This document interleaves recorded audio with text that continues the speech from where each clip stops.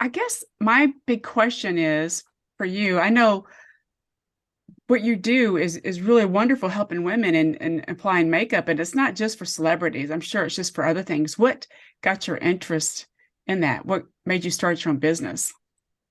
Well, I'm also the CEO of Pretty Girl Makeup. Oh, So sorry. I'm Yeah, not, pretty girl makeup. yes, That's kind of important, yes, right? yes. So I am a celebrity makeup artist, and I started working on my mom who had cancer and my friends and family. And then it segued into doing proms and weddings and then photo shoots. And then I got my agents. So I'm very blessed to be represented by Ford, New York, LA, Miami, Chicago, Brandy Moore, and Zenobia. So I have three agents, and I do speak about beauty from the inside out because it's not obviously it's about having love in your heart and laughter and joy, but it's also about nutrition and hydrating your body and getting rest and exercise and meditation and affirmations and being positive, because all of that shows in how you look. And so when I do a shoot, I just have to make sure that my client is in a healthy, happy mood, making sure they're hydrated, and then I obviously do make them look like the best versions of themselves. That's, Um, yeah. I was going to say So that's a good point. It does come from the inside out. Everything, your internal feelings are expressed on your skin. Your yes, yes, everything. yes. Your eyes don't lie. So if my clients are tired or in a bad mood, I try to get them as in a better mood as possible. I'll use aromatherapy oils. I'll massage their hands. I'll get some ice packs for their eyes to take away any puffiness. But it all kind of just starts from, I think from being in a good place emotionally. I think you look better on the outside. That's true. I mean, you're on the same page with me, and I've always been a advocate of that, of taking care of yourself on the inside, right? But we don't think about that, or we don't talk about that.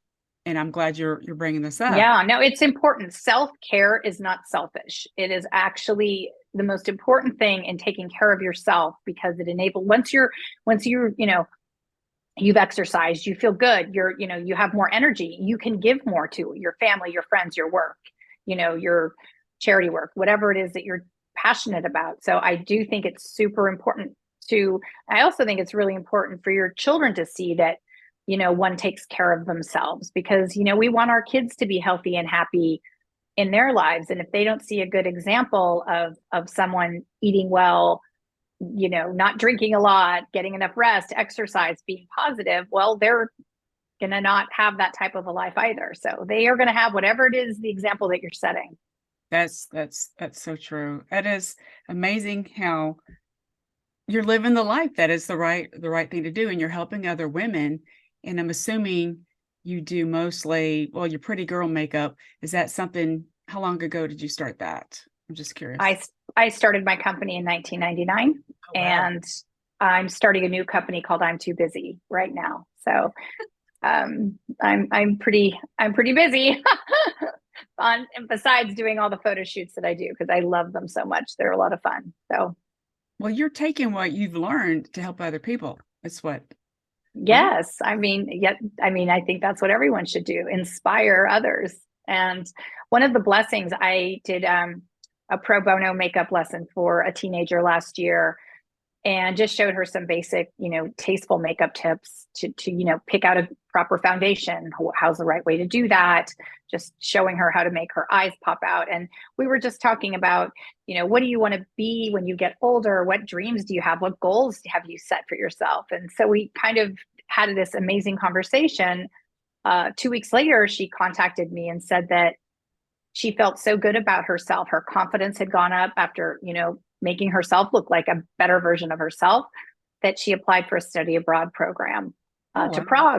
Prague to do art, and she got it. And so she said, I will always be grateful to you. You changed my life because you told me I could do anything that I set my mind to do, and I did it. And so it's important. I've learned in the past year. I'm also the on-air beauty expert on NBC on California Live, which was something that I was a little hesitant to do because I'm much more comfortable typically behind the camera.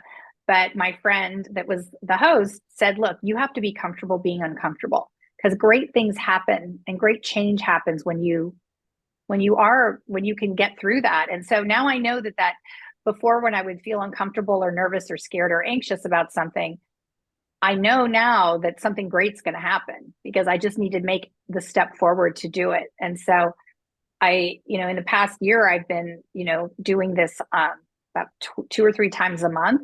And it really has boosted my confidence, and being able to speak on a live TV is terrifying, because I bet. that if you make a mistake, that is it. It's a lot more forgiving when we have a taped segment, and, I can breathe a little easier, but it's given me a confidence that I didn't even know that I had. So I know now that being uncomfortable will lead to something great.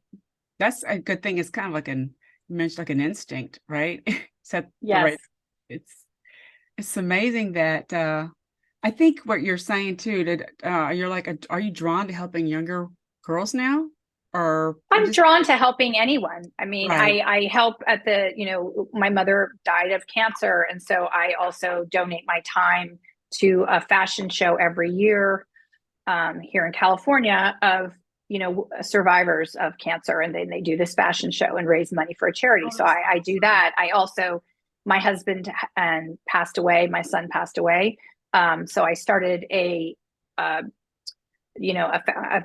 educational fund at the Northern Lights School in Oakland, California, to remember my son, Bo, and my husband, Ken Flach, who was a professional tennis player.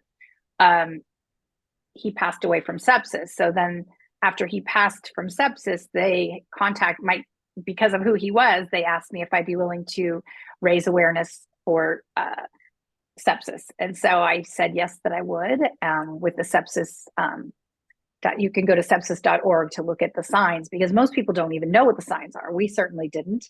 And so if you scroll down to the page, there's like a little diagram that says time. And what that is, T is for temperature. You can be incredibly hot or cold. I is for infection in some place in your body, whether it be a cut, or in my husband's case, he had bronchitis that turned into pneumonia. And so he wasn't seen by his doctors in a timely fashion. And so his body went septic. Oh, M is for mental decline. They kind of start getting a little fuzzy. They're just confused a bit. And E is for excruciating pain. Sepsis is an infection of the blood that shuts down the organs. And so it is a very fast, aggressive disease. And once it starts attacking your vital organs, there's no turning back. But if you have any of those signs, get to, the emergency, say that you think you might be septic, and, ask for a blood test, which will determine very quickly, and they'll get you on an IV antibiotic and you will survive. The chances of getting sepsis once you've had it once are very high after you've had it and survived. So I've heard people having sepsis 2 or 3 times.